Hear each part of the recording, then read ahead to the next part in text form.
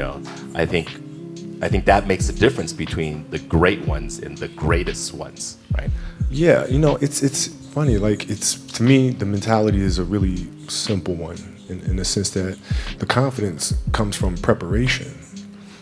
So when the game's on the line, I'm not asking myself to do something that I haven't done thousands of times before, right? So when I prepare, I know what I'm capable of doing, I know what I'm comfortable doing, and I know what I'm not comfortable doing. Right? And so in those moments, if it looks like I'm ice cold or not nervous, it's because I've done it thousands of times before. So what's one more time?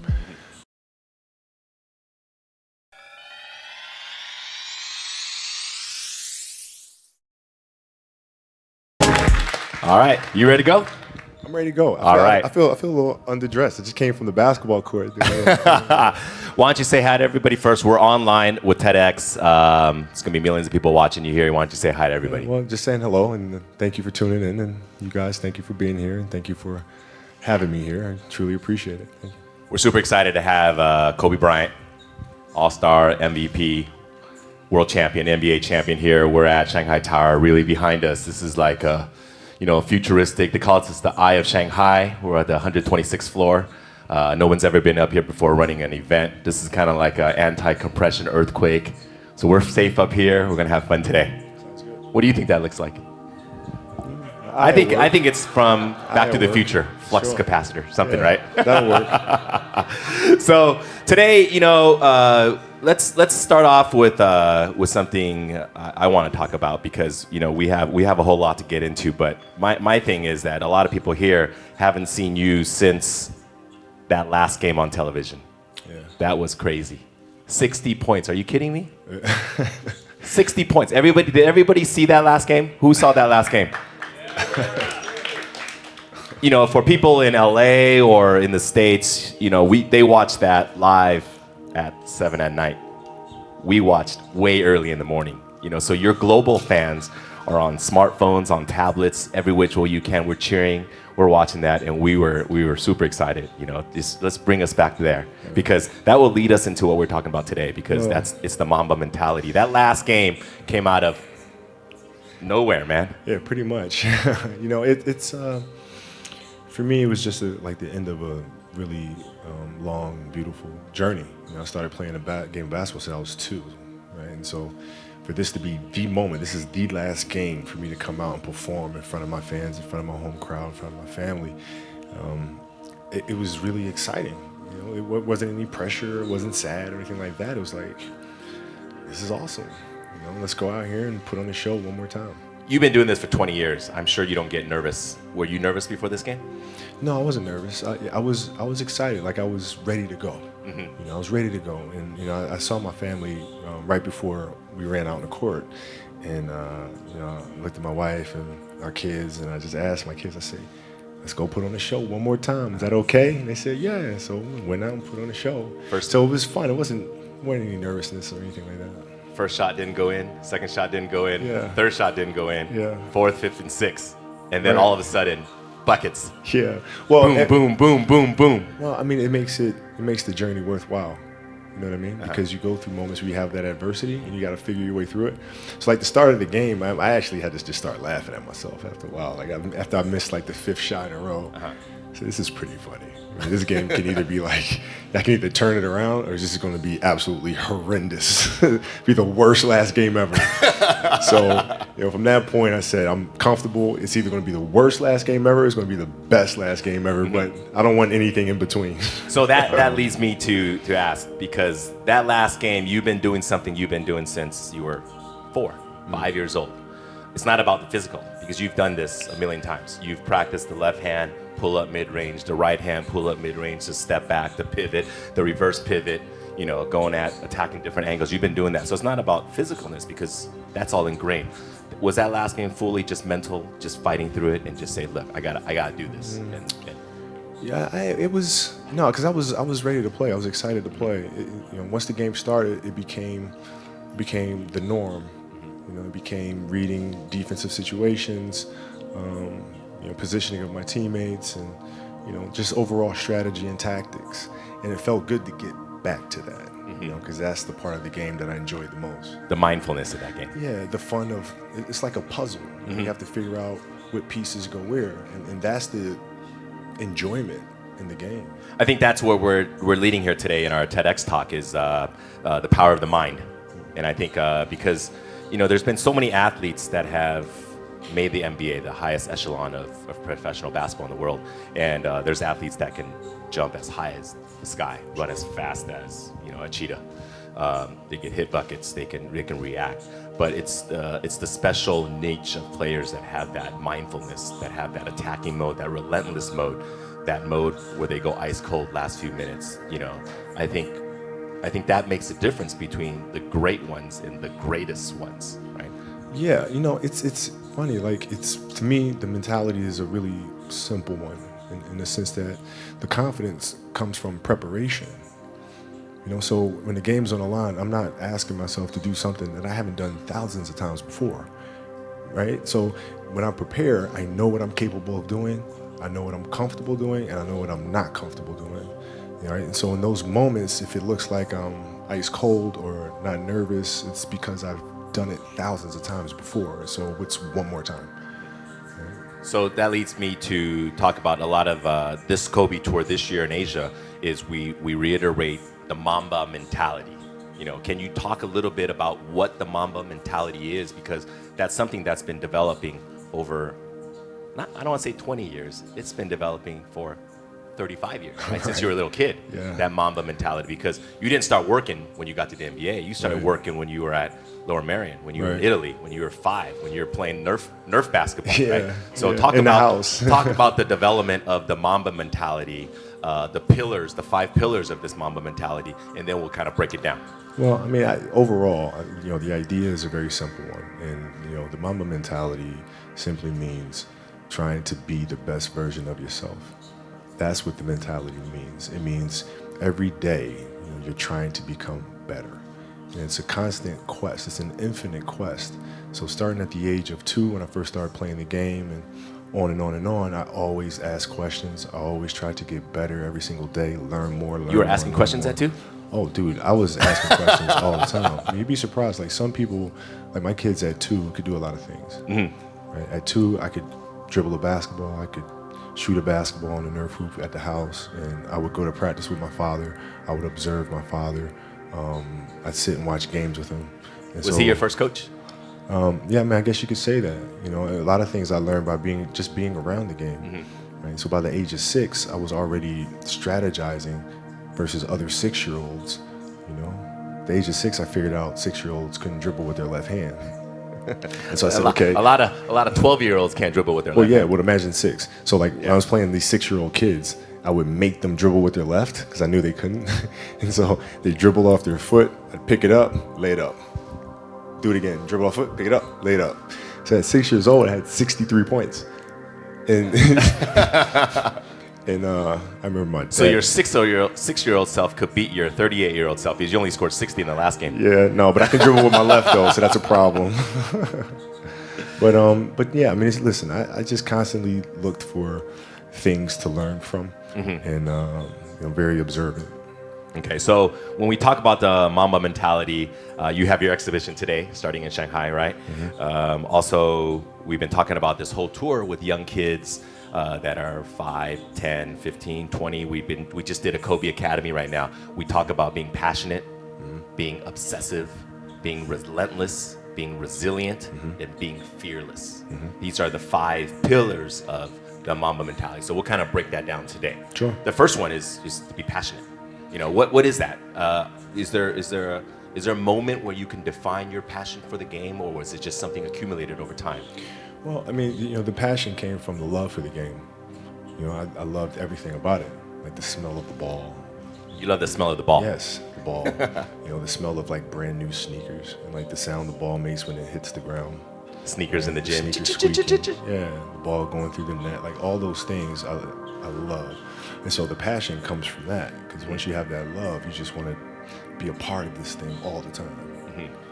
When you talk about this love, when does it develop? Did you like it when you were 5, or is it something that kind of gradually? It was 2.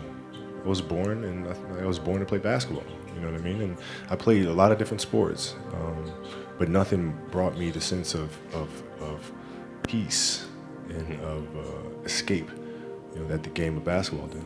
Is it an escape when you get on the court? Is that your zen time, your solitude time? Yeah. Even though it's a teamwork game? Yeah, when I need that escape, it's there for me, right? When I need a friend, it's there for me.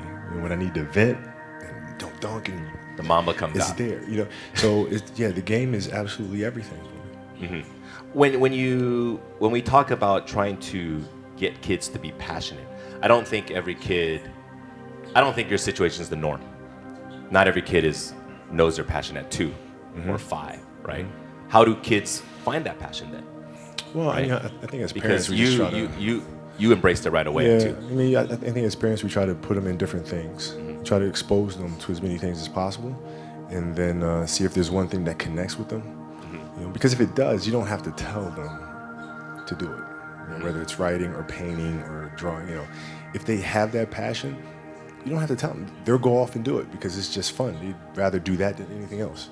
So, but as parents, it's our job to just expose them to as many things as possible and see which one they gravitate to the most. It's interesting because you talk about kids, right? Originally we were talking about you. Now you're talking about your kids and their passions. Do you kind of feel that passion for them and say, hey, let's go play some basketball or volleyball or let's go swimming? Yeah, we expose them to all kinds of. I mean, they play a lot of different sports. They do a lot of things creatively, in writing and things like that, and designing, and you just sit back and you just watch which one they move to, and then it's our responsibility as parents to try to set them up for success as much as we possibly can. Do you want them to play basketball? I want them to find whatever it is that they're passionate about. Like whatever they feel like their purpose is, then that's what I want them to do. Do they love basketball though? Your girls? So my youngest one, she does. She wants to play, and she wants me to teach her how to play this summer. And our eldest is really into volleyball. So but we'll see. Our passions tend to change. So you're gonna get into volleyball now? Well, yeah. I mean, my sister was a great volleyball player, so we have a teacher in the family. Is there one moment where you can say it defined your passion for basketball? Is there a story or moment when you said, "Damn, that was it. That was like when I felt really passionate"? No, it doesn't. It never leaves. It never leaves. Like the game is just a part of me. So it never leaves. Even now that I'm retired, everything that I've learned from the game of basketball, I've carried it over into life. Like basketball's helped me be a better person, a better friend, a better father. So? Well, because there's life lessons that are within the game, like communication, like unselfishness, like attention to detail, and empathy and compassion. Like all those things are in the game. And as an athlete, if we are aware of those things, it helps us become better human beings. And you can apply that toward your post basketball days. Retirement into your business world, your future ventures? Sure. I mean, you can apply, I was applying that even while I was playing, just in life outside of the game, and even more so now, in building a business and all these things, the kind of culture you want to have, all those things are directly learned from the game of basketball for me. Next up is the next pillar, be obsessive. Obsessive. That's, I think a lot of people equate that with you. Kobe is obsessive in a lot of things. We've been doing this for 8 years now, Asia tour. I've been with you for a long way. The one moment that stands out of, we've done, I don't know how many done. We've done 800 events. The one time was 4 a.m. We went out to practice at 4 a.m. And that was your idea to do it. But then all these Nike people are like, no, let's not do that. And then you're like, let's do it at 4 a.m. So you got security, you got brand marketing, sports marketing going, no, let's not do it. You're like, let's do it. Because that's your obsessiveness, right? I mean, to me, it just makes complete sense. Not to us. But I don't, okay, so. See, all right.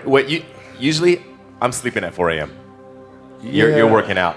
So talk about that. Okay, so if your job is to try to be the best basketball player you can be, right? To do that, you have to practice, you have to train, right? You want to train as much as you can, as often as you can. So if you get up at 10 in the morning, train at 11, right? 12, say 12, train at 12, train for 2 hours, 12 to 2. You have to let your body recover. So you eat, recover, whatever. You get back out, you train, start training again at 6. Train from 6 to 8, right? And now you go home, you shower, you eat dinner, you go to bed, you wake up, you do it again, right? Those are 2 sessions.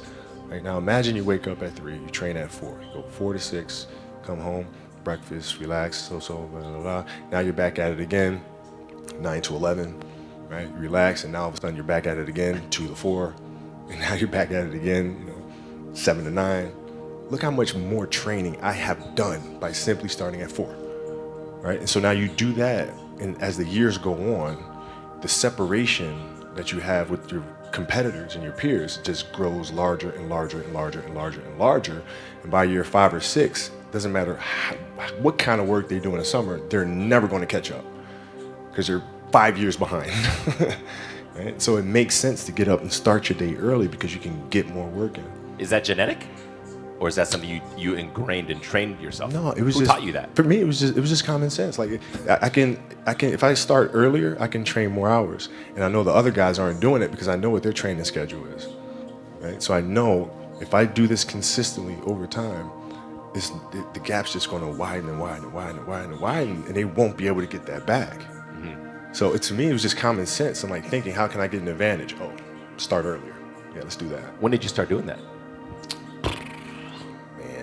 High school. We start. My first class in high school was 7:45. I used to get to the gym around 5 a.m. and I'd play before school, and then school would start. Who's playing with you at 5 a.m.? My coach. So my coach would show up, and we'd do all these basketball drills. Right? So just you and your coach? Just me and my coach. And sometimes it would just be me and the janitor, and, who's still there today. And then I play at lunchtime. That guy should get a medal. I hooked him up with a few things. But I play during lunch and then practice after, and then go home, do my schoolwork, and then watch a bunch of game film and games on TV and study film. Was that the only thing you've been obsessed about, basketball? Well, until recently, yeah.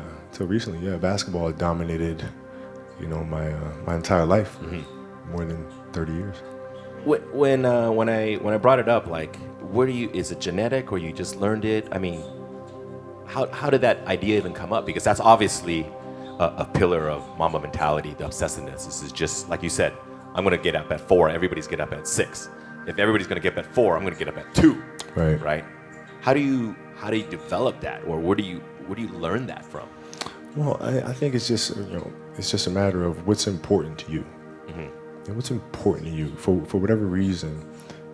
I felt like I didn't feel good about myself if I wasn't doing everything I could to be the best version of myself. If I felt like I left anything on the table, it would eat away at me. I wouldn't be able to look myself in the mirror. Right? So the reason why I can retire now and be completely comfortable about it, because I know that I've done everything I could to be the best basketball player I could be. And so that's where it comes from for me. You can't leave any stone unturned. Because, we do all these events, and like today we just did one. You guys weren't here. We were just at the Kobe Academy. We just had all these kids, 24 best high school basketball players in China playing basketball, running 5-on-5, running all these drills. And then at the end, we had this little game where all they had to do was run this drill called 17s. 17s is really simple. 1 minute, you got to run 17 times from sideline to sideline. It's tough. It's tough. You got to run it in 1 minute. If any of you have been playing basketball in high school, you know what I mean. It's a killer. It's all it is just grit. It's just, let's just run. And then this kid, we're running, and this is for media. We got the media on the side, and if they ran, they get a pair of Kobe shoes. So, it's for fun. But I warned them. I warned them. I said, if you guys run the 17, everybody gets a pair of shoes. If you don't touch the line, you get nothing. So everybody touched the line. So this is where Kobe gets his obsessiveness. So we're sitting there, everybody's kind of happy. We're thinking, they're going to run the lines. We're going to have a presentation for the shoes. And the kids are running. They've been running for 2 hours. Running. This one kid misses the line by like half inch. No, it wasn't even half inch. It was like about that much. He misses the line. Kobe's like, stop. We had to stop everything. And he's like, nobody gets shoes. And all these kids are like, oh, they're mad at the kid. Yeah. They're like, touch the line. All you gotta do is touch the line. That's it. It was this much. Touch the line. And Kobe's like, no, nobody gets shoes. You guys sit on the sideline. And then Kobe made this kid run suicides, which is another drill. Baseline, free throw line, baseline, half court, baseline, opposite free throw line, baseline, and back. 3 in a row. 3 times. You had to run 3 of them. Yeah. But the best part was, the last one, Kobe ran with this kid. He ran with this kid. Okay? Yeah, it's awesome. He ran with this kid, and there's 1.1 million people are watching online. Crazy. He ran with this kid. This kid was dry heaving. He was about to die. Yeah. But you're lucky he didn't die. No, he wasn't. He wasn't gonna die. but the important thing to understand is you can't shortchange yourself. Like you're not cheating anybody but yourself. Right? I mean, you're tired. You're literally this far away from the line. Why would you not go that extra to touch the line? Right? So if I let him get away with that, right, all of a sudden he starts maybe a cheat something over here, right? Not give his best over here, not give his best over here. And as years go on, he's going to be he's not going to reach his full potential because he's been taking these little shortcuts that just add up. And you can't let that happen. Our job as teachers, as mentors, as inspirers, it's our responsibility to hold them accountable to those things. The funny part is we were just talking about this kid. We were in the back, and Kobe's like, I bet you that kid will never, ever miss the line again. Yeah.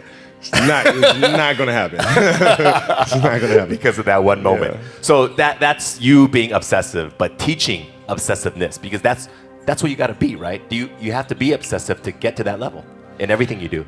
Details, don't waste time, do it right, perfection.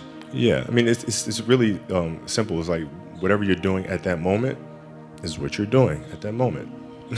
It's like that's where the obsessiveness is having attention to detail for the action that you are performing at the time you're performing it. And if you can have that kind of focus, you can't help but to have a certain level of obsession or attention to detail. Moving on to the third pillar is to be relentless. That we know you for. We see you on TV being relentless. First quarter, second quarter, third quarter, fourth quarter, attack. Never letting your teammates slack off. Attack. How do you get that? Talk about what is the meaning of relentlessness to you? Well, it's to never to be unyielding. Mm-hmm. Never give an inch to anybody. Never. Like you're always going after it. Always going after it. And if there's a challenge that ensues, oh, good, I want to see how I stack up to that. So you go after it. And it's just, it's fun. It's like you get a chance to compete against opponents, and you get a chance to see where you stack up against them. It's like, I want to see. Maybe I'm not good enough today. If that's fine. I'll be good enough the next time I see you, though. And you get a chance to always measure yourself. And it's just fun to do that. So I guess that's where relentlessness comes from. Is it something that's also learned or ingrained, or is it something you kind of learn over time? Because these things that we talk about in the mom mentality, for you, it's second nature. Mm-hmm. It's not for a lot of people, right? A lot of it is trained, or it's not God-given. I had to learn it as well, though, because I had a year of playing. Like when I played basketball in Italy, I was taller than everybody else and faster, like the age of 11. And I came back to America to play basketball, and it was not the same thing because kids were bigger, stronger. And so I went through a summer of playing basketball in America where I didn't score 1 point. Mm-hmm. It was one league, I didn't score 1 point, and it was devastating. But I had to, I'm not giving up. It's not going to happen. So you bounce back and you keep playing, you keep practicing. But I mean, it wasn't handed to me. You didn't score 1 point? Not one. I mean, not even a free throw. And you were 0. You were how old? 11. Were you playing against 25-year-olds? No, I was playing against 11-year-olds. I was playing against 11-year-olds. That's hard to believe. Wow. I know. But I was playing against 11-year-olds, and I didn't score 1 point. And then did it hurt you? Were you? Well, yeah, it was very embarrassing because my father was a Philadelphia basketball legend. Mm-hmm. My uncle was a Philadelphia basketball legend, and now here I am, this kid with like these really big knee pads, and I'm walking around and I can't score anything. So it was like really embarrassing. That drove you? Of course it did. And I vowed to be much, much better. So you live for those moments where you're embarrassed, when you're down, people kick you, don't let you score. Those are the moments that drive you. Well, I mean, those are the moments that occur, right? So whatever moments occur, good, bad, or indifferent, I can use those moments to propel me forward, use those as fuel to help me be a better player. Is there a moment in your NBA career where you felt like you didn't hit that mark and that was a huge transition for you? Yeah, I always felt like I missed marks in the league. What were some of the down moments for you in basketball? Well, losing to the Celtics in the finals in 2008, I mean, that was tough. And that hurt me too. Yeah, I mean, it was brutal. And I remember at night in the hotel room after we lost, just thinking to myself, I might never win another championship. Like, I might have just, like, this is it. It's too hard to get back here. Maybe it's not in the cards to win another one. And so I go through that night of being mad. And then the next morning I wake up and I start thinking, nah, I gotta fix this. So where did it go wrong? You know, why did we lose? Right? We weren't tough enough. Okay, we weren't tough enough. Whose responsibility is that to make the team tough? It's mine. All right, so now I have to start figuring out how I'm gonna lead this team differently, so to make sure that when we get to the finals the next time, we're tough and ready for this challenge. And you know, that's how you bounce back from those moments. That was 2008. 2008. Right? 2008 against the Celtics, and I mean, all of Laker Nation was hurt especially because it was against the Celtics. Right? It was painful. Celtics. You can't lose. Celtics, come on. God. Celtics? Well, you know, yeah. Because also that was their like 17th, right? Yeah. For their organization, and the Lakers. We don't talk about that. Yeah. And then you bounce back the next year against Orlando. Right? Beat Orlando, then got our revenge against the Celtics in 2010. Did beating the Celtics feel better than beating Orlando? Oh yeah. Oh yeah. Yes, yeah, oh yeah. I mean, I grew up such a Lakers fan, and so like the Lakers and Celtics rivalry, just hate them. Everything. Yeah, like you hate them. We can't. There's no way I can be on a Lakers team that loses to the Celtics twice. No. You know, it's a funny thing because in Asia, me being here in Asia too, a lot of fans are fans of a player, and they love that player, and subsequently they love that team that player plays for. But growing up in the States, if you grew up in Philly, you were a Sixers fan. Right. And then if you grew up in LA, you were a Lakers fan. Right. You were also a Dodgers fan. And at the time, you were a Rams fan. You affiliated with your city. Right. And then the city that you hated was your arch enemy. So right. if you're a Laker fan, you just hate the Celtics, and you hate every team. Yeah. Every team that loses them. You root for every team against the Celtics. No question. Yeah. The enemy of my enemy is my friend. Yeah, you just want to see them do bad. Yeah, just do bad. And then if you were a Dodger fan, you just want to see the Giants lose, right? Right. So right. It's not necessarily good karma, but yeah, it's not. But when you lost to the Celtics and you beat them again, that moment, that's relentless, because you coming back, and you had to come back and beat them on their court. Can't give up. And then was that a big moment for you, beating the Celtics? It was huge, because I've seen us as a team grow so much from 2008.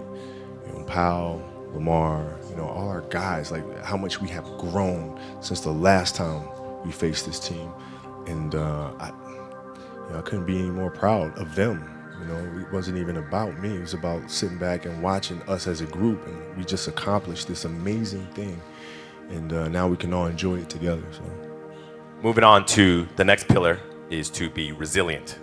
I remember this time last year you came and we did a premiere for a movie you did, Muse, and a big part of that movie was talking about your injury and coming back to be resilient.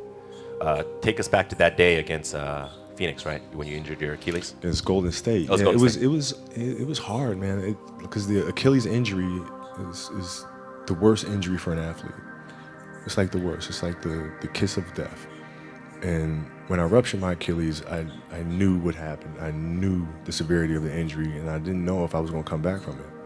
Yeah, in the locker room, you were crying. Yeah, I mean, I didn't. Like, this is it. Like, my career could be over right now. So how do you get back from that? Because, when you talk about injuries, people sprain their ankles, dislocate your fingers, but Achilles, people don't come back from that. Well, athletes don't come back from that to the level they were before. Yeah. How do you get that resilience? How do you fight that? Well, what I did is, I went home and I was just really angry. And angry? I was angry. I was mad. I was angry. I worked so hard for us to get to the playoffs and to have a chance to win another championship, and then this happened. So I had a lot of anger. And then from the anger, then I was sad. And then you start feeling bad for yourself.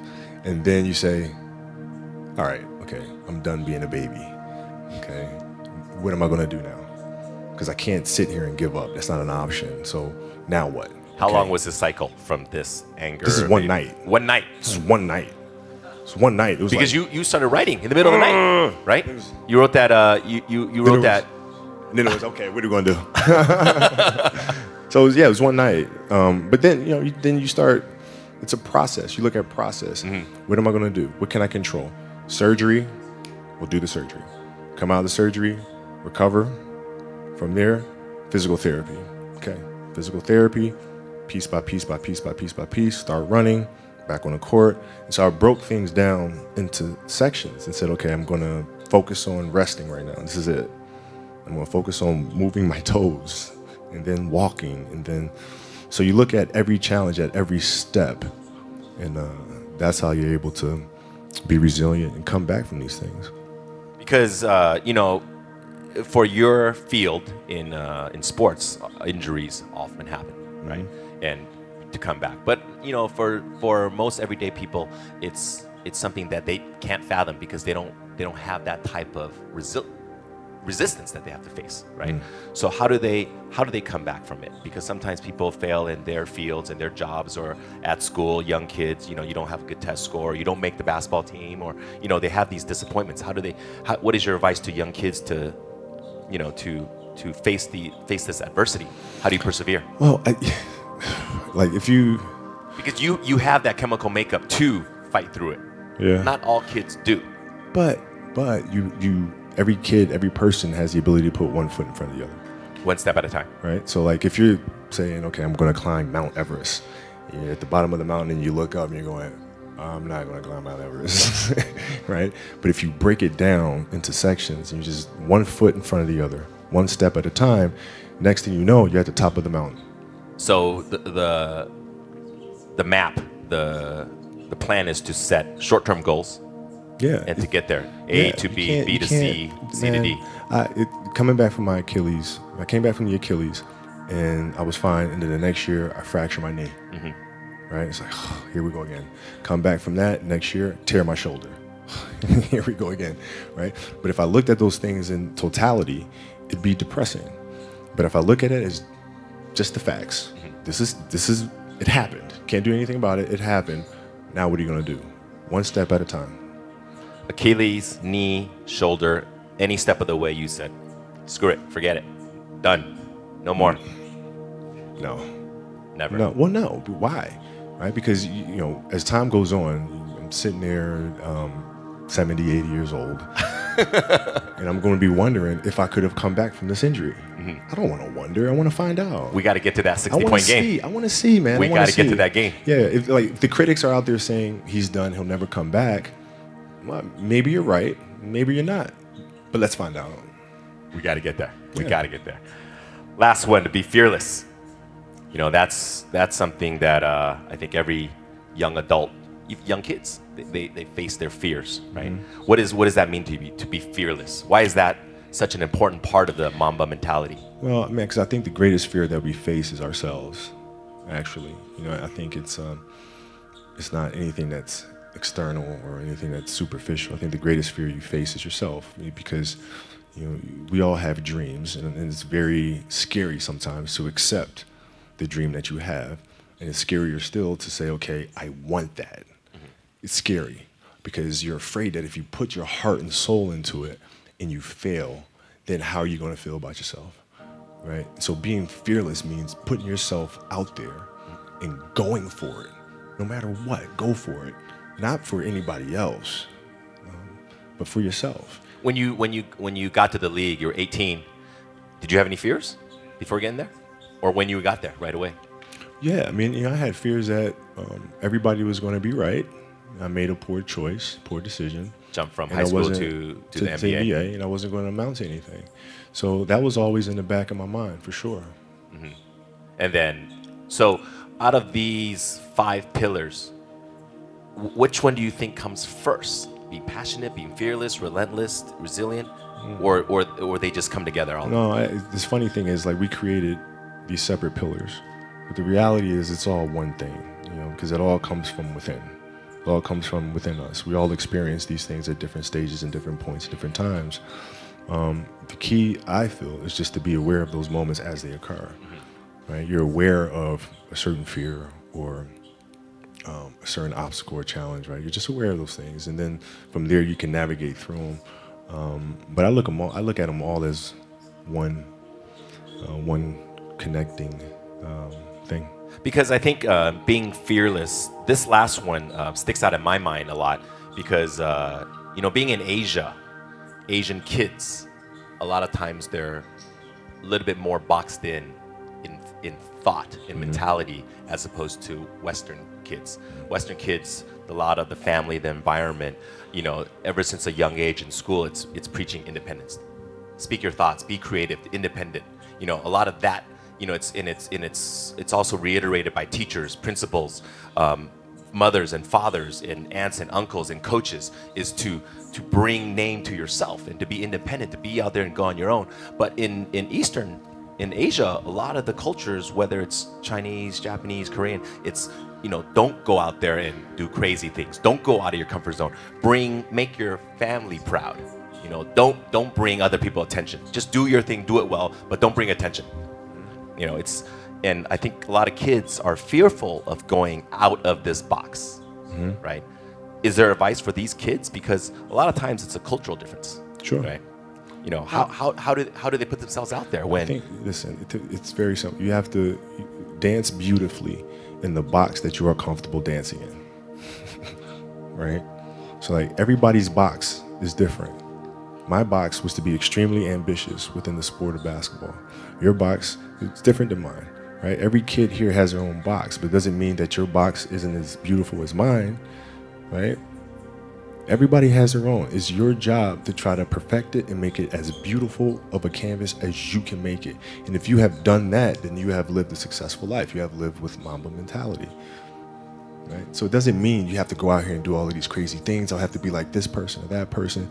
No, what are you comfortable being? What is it that you want to do with your life? And once you have that, then you try to live it to the best of your ability. So, growing up in Italy and then moving on to Philadelphia and then to LA, obviously you talk about this box, right? So is that box constantly changing? Are you trying to get out of your comfort zone even when you were, first year in the NBA and then 10th year in the NBA and then even this year? Does that box, this metaphorical box you talk about, does that change? No, I never looked at it as like I'm just going to, try something completely crazy or like just go out of my box sort of thing. I just looked at it as I want to be one of the best basketball players who have ever played. That's the end goal. Okay, how do I get there? How do I get there? And every decision I made in my life was centered around the process of helping me eventually get there. You know what I'm saying? So I had that purpose. And once I had that purpose, every decision that I made was centered around that purpose. You think you got there? Looking back upon it now, 2 decades in the NBA, high school, Italy to high school, in Philadelphia to the NBA. You spent your whole career with one organization. To me, is your biggest accomplishment, to be with one team. Thank you. You look back upon it now. When you had your goals as a kid, you're 5 years old, you wanted to be in the NBA. And then when you're at Lower Merion in Philadelphia, and those dreams started to become, hey, I'm going to get there, right? And then you're in the NBA, you set goals for yourself. You talk about all the time. When you're young in the NBA, you set personal achievement goals. I'm going to win a game. I'm going to win a championship. I'm going to win the MVP. I'm going to win this. I'm going to win that. And then later on, you changed because you said, I'm just going to get better. And if I'm going to get a better left hand, I'm going to have a better three-pointer. I'm going to have a better free throw. Those other personal achievements come naturally. Now you're done. Played your final game, 60 points. You dropped it on Utah. Mamba out, right? Yeah. You look back upon it now. Where do you see yourself? Did you do everything you wanted to do? Did you become the best basketball player you could ever become? No, Did you become the best it's GOAT? It's weird. Like my vision of what my goal is changed drastically as I got older. So like as a kid, I said, I want to be the best ever. Right? And now you go through your life and everything you do is try to be the best ever, be the best ever, be the best ever. And as you get older, you start understanding that those things are very superficial things. Right? And everybody has a different opinion about it. No matter what you do, I can win 20 championships. There's always an opinion on who's the best. Everybody has different opinions. And so I started really kind of understanding maybe that's not the important thing. Maybe the important thing is to, how do we as a team grow? How do I help my teammates be better? So that was the first change for me. And then as I got older still, it became more about how are you inspiring others, right, to find themselves. That is the ultimate championship. So won 5 championships, that's great. Another team won a championship this year. Team's gonna win a championship next year. Those things come and they go. But what stays is how do you use your passion and use that to inspire somebody else to create their passion, and then how can they pass that on to the next person? That is true success. So my goals have changed drastically from the time I was 6 years old to the time I was 17 to the time I was 25, and now sitting here at 37. So now you left the game of basketball. We're here in Shanghai. We're going to end our talk today because we've gone a little bit past our limit, but I think everybody is very happy to be here, and I think they learned a lot about the Mamba mentality, right? What's next, for you? Well, I mean, it's always teaching the game, right? Teaching the game through various ways. We do camps and clinics, we do those things, but also through storytelling, right? How can you share stories with the rest of the world that challenges them to look internally and to learn things like process and learn how to navigate the sense of self and all these things? How can you infuse that into entertainment in a way that pushes our culture and our society forward?